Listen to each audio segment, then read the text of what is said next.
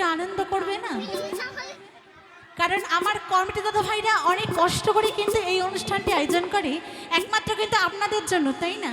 আর আপনারা যদি চুপচাপ বসে থাকেন তাহলে কি ভালো লাগে? কারণ কথায় বলে যে নাচতে পারে সে কিন্তু হরিনামের গানেও নাচতে পারবে, তাই না? আর যে নাচতে পারবে না কি বলবে জানো? কি বলবে? সকলে জানা পড়েছে তো। কি বলবে? উঠোনটা বেঁকা তাই নাচতে পারবো না, তাই না? তো এটা হবে একসঙ্গে তারে তারে সকলে মিলে।